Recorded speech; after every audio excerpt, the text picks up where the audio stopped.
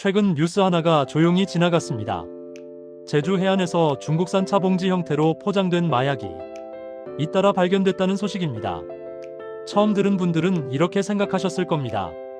설마 우리 동네까지 마약이 들어온 건 아니겠지.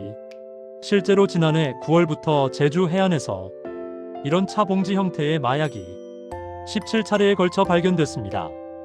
다행히 아직까지 국내 유통 정황은 없는 것으로 파악됐습니다. 하지만 이 사건은 그냥 지나칠 뉴스는 아닙니다. 이 영상은 끝까지 보셔야 합니다. 중간에 끊으면 가장 중요한 부분을 놓칩니다. 이번에 발견된 마약은 중국산 차 봉지 형태로 위장된 케타민이라는 신종 마약입니다.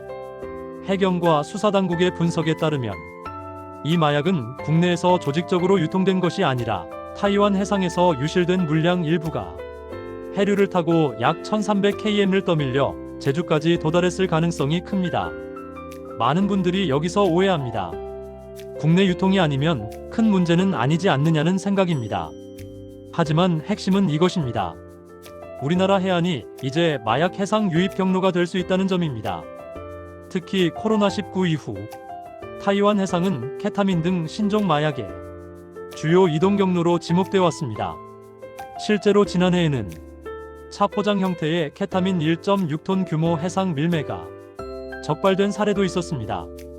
이번 사건은 그동안 없었던 일이 아니라 우리가 인지하지 못했을 가능성을 보여주는 신호에 가깝습니다.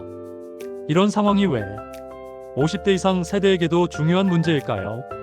첫 번째 사례입니다.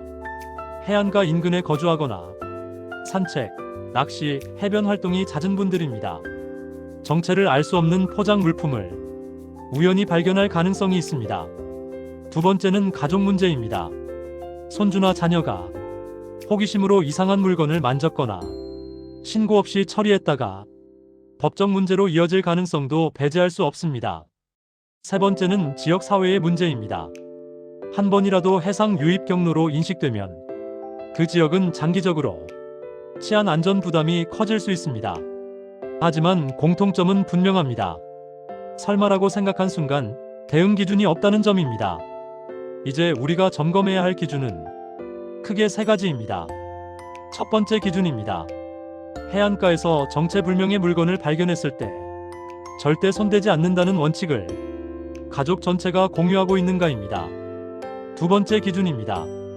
이런 상황이 발생했을 때 신고 절차와 대응 방법을 막연하게라도 알고 있는가입니다. 세 번째 기준입니다. 지역 사회 차원에서 이런 위험 신호를 단순 뉴스로 넘기지 않고 경각심을 유지하고 있는가입니다. 지금 당장 공포를 가질 필요는 없습니다. 하지만 기준 없이 지나가는 것은 언젠가 문제를 키울 수 있습니다. 오늘 영상의 핵심은 이 세 가지입니다. 첫째, 이번 제주 차봉지 마약 사건은 국내 유통보다 해상 유입 가능성을 보여준 신호입니다. 둘째, 마약 문제는 특정 세대만의 문제가 아니라 가족과 지역 전체의 안전 문제입니다. 셋째, 가장 중요한 건 불안이 아니라 대응 기준을 미리 아는 것입니다. 이 영상이 도움이 되셨다면 저장해 두셨다가 가족과 함께 한 번쯤 이야기 나눠보시길 권합니다. 다음 영상에서는 노년층이 특히 조심해야 할 생활 속 법적 위험 신호들에 대해 차분히 말씀드리겠습니다. 이 영상은 정보 제공 목적이며 상황에 따라 달라질 수 있습니다.